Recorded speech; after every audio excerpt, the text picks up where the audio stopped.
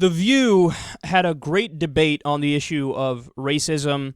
The conversation started out about Obama's personal experience with racism. We discussed that on the show last week. And then they branched out into a screaming match. Let's watch. Race only comes out Break it down for other people. We've always been black. We don't think about it. It just is. But other people want us to address, is it racism? Do you think it's racism? I don't know. I don't know. I mean, and it's just crazy. You don't think it's racist if somebody turns to the leader of the free country and says, can you park my car? Well, I'll tell you this. Remember when this one was looking at her sister on the thing? Yeah. She couldn't tell the difference. And I said to her, what? Oh, so it turns out that white people can't tell each other apart either. If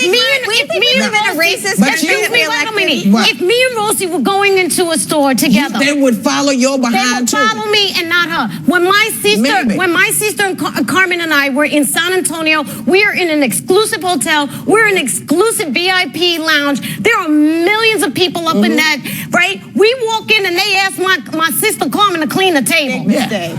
Okay? There was so you think the lady walked up and said because she's a Hispanic woman, or because she just assumed that all Hispanic people who are in there can't afford to be there? Is it ridiculousness or is it racist? It's racist. See, I don't think it's both. I just see it as stupid. I just see it as stupid. Do you all think that we live in a racist country? Without a doubt. Okay, see, I think a country that elects an African-American president twice, I don't think every American is racist. That doesn't allow them to do one thing. Right, and I think that the Congress is controlled by Democrats. They're controlled by Democrats. Wait. Make that point again, because it's very important that people remember who was in the Congress. Well, but the American people elect also that we elected. Right. Democrats are racist too. It's our cultural history. Listen.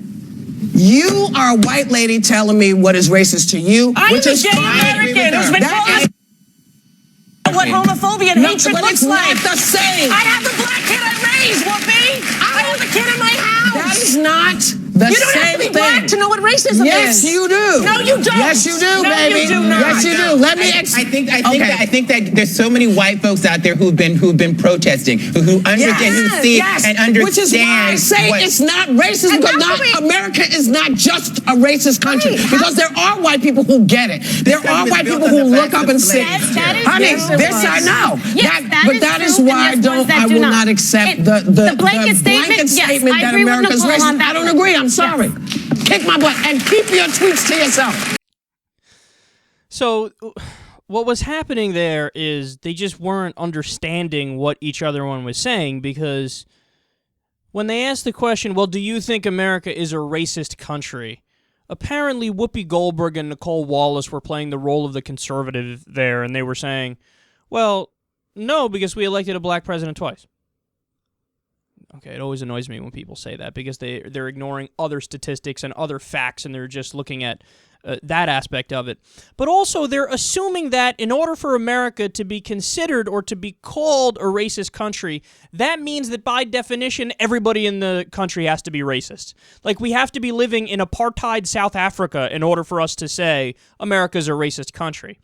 And what Rosie was saying was, well, that's not what we mean when we say it's a racist country. And the other woman, forgive me, I don't know her name, but the one who told the personal story there about her sister, she also was saying that's not what we mean when we say it's a racist country. We don't mean 100% of the public is racist. No, it's a lower bar that we're talking about. We're talking about, are there still systemic problems, economic problems, and barriers in the way of African Americans, and in some cases Latinos and Latinas as well, and just minorities in general? And the answer is yes. The answer is yes to that. So you can debate over whether or not calling America is a racist country, whether or not that's too broad of an indictment, and it's fine to have that conversation, but I'm not interested in the broad label. I'm interested in the details and the specifics and the information that uncovers the reality. And we've gone over the numbers before. I mean, for example, black people and white people use drugs at a very similar rate, and black people get arrested 4 to 6 times more often. Okay, that would indicate that race is an issue. If a black person and a white person commit the same crime, the black person is way more likely to get the death penalty than the white person.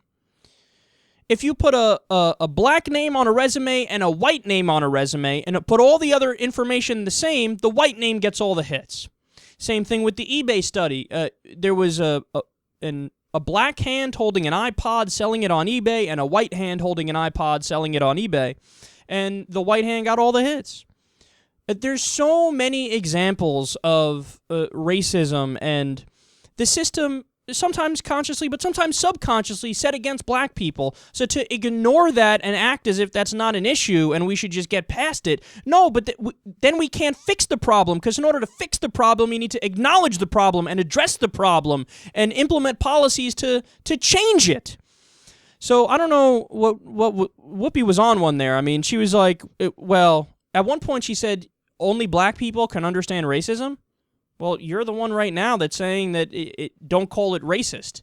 Don't call it racist. Remember, the conversation was about President Obama when he was handed a glass at a party in 2003 and told to fetch me a drink because a white guy at a professional party just assumed that he had to be a waiter because he's black. And she's saying that's not racist.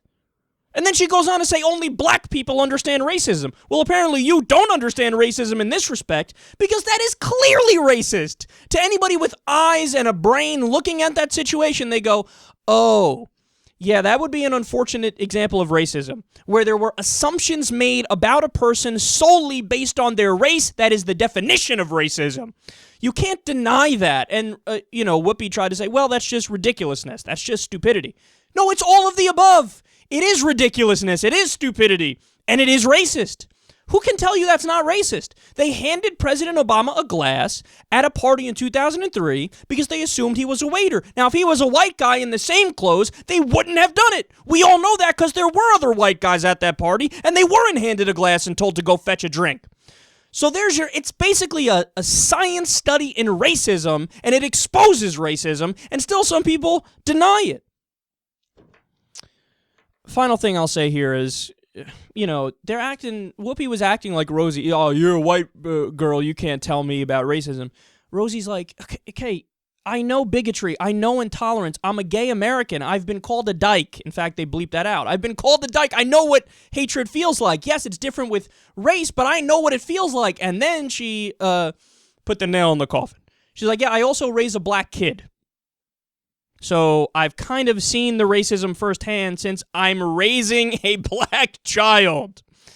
So on this one, man, look, Whoopi doesn't mean bad, and there are many times where I agree with her. And overall, I think she's pretty funny, and seems like a kind person. But when you try to, it's almost like you're bending over backwards to try to say that a situation that was clearly racist is not racist. Just admit it.